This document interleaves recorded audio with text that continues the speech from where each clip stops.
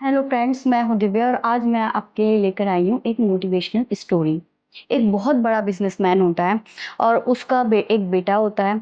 वो बिजनेसमैन सारा दिन अपनी बिजनेस की चिंता में लगा रहता है और कभी अपने पे ध्यान नहीं देता। वो अपनी ना फैमिली लाइफ को एंजॉय कर पाता है, ना जो उसके पास महंगी गाड़ियां हैं, महंगे बंगले हैं, उनको कभी एंजॉय कर पाता है, ना अपने फ्रेंड सर्कल को एंजॉय कर पाता है, ना कहीं घूमने जाता है। सारा टाइम बस पैसे कमाने में लगा देता है और उससे भी उसको सिर्फ टेंशन ही मिल रही है। दिन पे दिन उसका शरीर गिरता जाता है और वो हॉस्पिटलाइज हो जाता है। उसके बाद उसका बेटा उसको देखने के लिए आता है। उसका बेटा भी उसको समझाता है कि पापा, मैं आपका बिजनेस संभाल लेता हूँ, अब तो मैं इतना बड़ा हो ही गया हूँ, आप मुझे दे दीजिए। तो वो तब भी हॉस्पिटल में यही कहता है कि नहीं, मुझे अपने से ही करना है।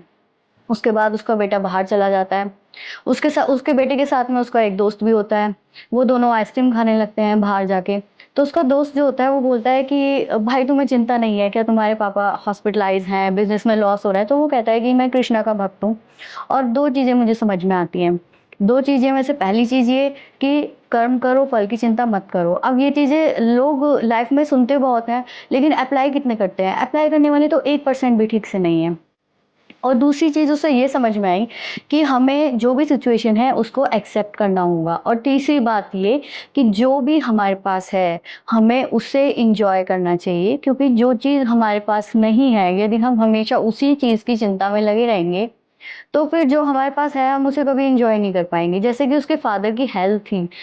एक टाइम पहले उसके फादर का शरीर बहुत अच्छा था, वो हेल्दी थे। कभी उन्होंने उस शरीर को देख के भगवान को ग्रेटिट्यूड ही नहीं किया, थैंक यू ही नहीं किया कि मुझे इतनी अच्छी बॉडी मिली, मुझे इतना अच्छा दिमाग मिला कि मैं इतना बड़ा बिजनेस कर पाया। लेकिन उसको फादर का दिमाग कहाँ था कि मुझे ज़्यादा से ज़्यादा पैसा कैसे कमाना है।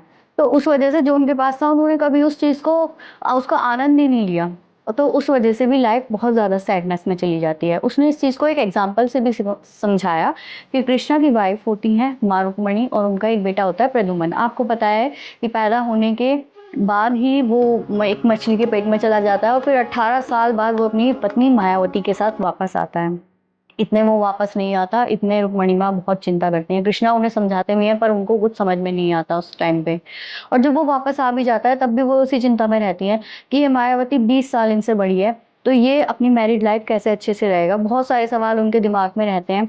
कुल मिला के वो 26 साल तक इसी चिंता में रहती है। मतलब कि 8 साल तक वो इस सिचुएशन को एक्सेप्ट नहीं कर पाती कि प्रद्युम्न की शादी मायावती से कैसे हो गई और ये कैसे हो सकता है। लेकिन उन्हें आखिरकार ये एक्सेप्ट करना ही पड़ा। अगर वो इस चीज़ को पहले ही एक्सेप्ट कर लेती तो वो इतना दुखी नहीं रहती।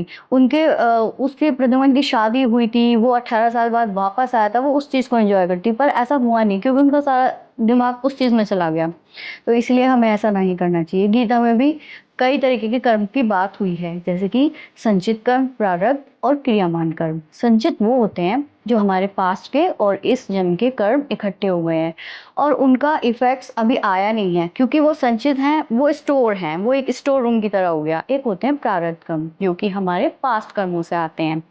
तो जब वो पास्ट कर्मों से आते हैं उनके इफेक्ट्स को खत्म नहीं किया जा सकता, पर अपने अच्छे कर्मों से कम किया जा सकता है। और एक होते हैं क्रियामान कर्म जो हम इस वक्त कर रहे हैं, जो हम इस वक्त सोच रहे हैं। तो यदि हम अपने क्रियामान कर्म को भी ठीक कर लें, हम अच्छा सोचें, अच्छा करें, कोई भी काम कर रहे हैं उसके लिए हमेशा अच्छा भाव रखें, तो उससे हमारे क्रियामान कर्म सुधरते हैं।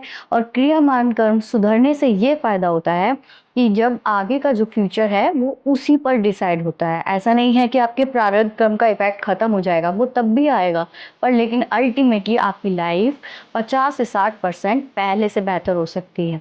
तो जब हम अपनी लाइफ को 50 से 60% पहले से अच्छा कर सकते हैं तो फिर हम उस बचे हुए 40% पे क्यों ध्यान दें। जितना ठीक कर सकते हैं उतना तो ठीक करें।